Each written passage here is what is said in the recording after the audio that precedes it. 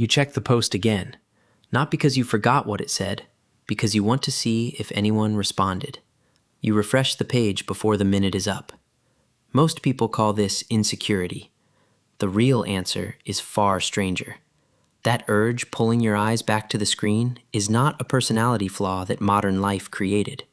It is a survival reflex that ancient life required. Approval seeking did not arrive with social media, or with popularity contests, or with performance reviews. It is one of the oldest drives your brain knows how to run. And unlike most ancient drives that misfire in the modern world, this one made near-perfect sense for almost the entire span of human existence. Think about what seeking approval actually feels like underneath the behavior. It is not really about vanity. It is about monitoring. Constantly scanning the people around you for signals about where you stand.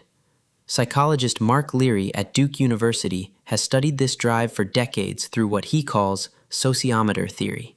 His research proposes that self-esteem is not primarily about how good you feel about yourself in the abstract. It is a real-time gauge of how accepted you appear to be by the people around you. The feeling you call confidence may be, at its root, a readout of how safe your social position currently looks. Why would the brain build an entire monitoring system just to track what other people think? Picture your ancestors living in a group of roughly 150 people. British anthropologist Robin Dunbar found this figure recurs across human societies, representing the upper limit of stable social relationships a human brain can maintain. Inside that group, your reputation was everything. It determined whether people shared resources with you during a bad season, whether they defended you during conflict, whether they trusted you enough to cooperate on a hunt that required coordination to work at all. A drop in social standing was not just uncomfortable, it was dangerous. And crucially, it could happen gradually, invisibly, if you weren't watching for the signals. So your brain built a watching system, a low-level, nearly automatic scanner that tracked facial expressions, tones of voice, subtle changes in how people responded to you. A system that registered the absence of a warm reaction almost as quickly as it registered hostility. A system that made disapproval uncomfortable enough to demand a response. That discomfort was not weakness. It was the alarm doing its job. Neuroscientist Matthew Lieberman at UCLA has argued that the human brain is wired for social connection in the same deep way it is wired for food and physical safety. The regions that process social acceptance overlap with regions tied to core survival systems.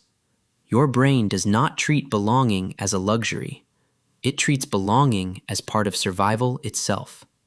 That system is still running in you right now, with the same sensitivity it always had.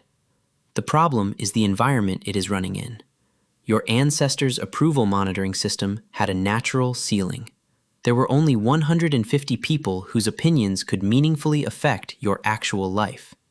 The feedback was slow, personal, and mostly accurate. A cold response from a close ally meant something real.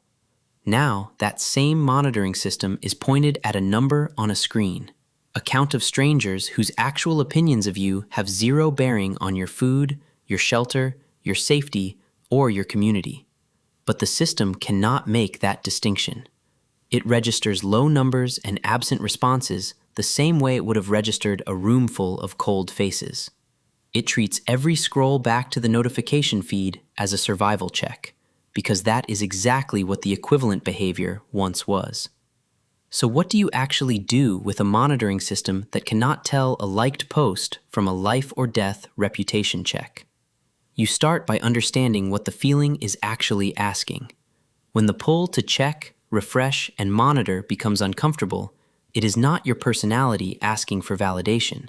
It is a very old piece of threat detection software asking whether you are still safe inside the group. Naming it that way tends to loosen its grip slightly, because it reveals the question underneath the behavior, and questions can be answered with evidence rather than compulsively refreshed feeds. The evidence, in most modern lives, is usually that you are fine. The group is intact. The relationships that actually shape your daily life are stable. The monitoring system simply hasn't been updated to know that the number on the screen is not the group. You check the post again. It still shows the same count. But this time you recognize what just happened. Not vanity, not weakness. An ancient scanner doing the only job it has ever known in a world that gave it far more data than it was ever designed to handle.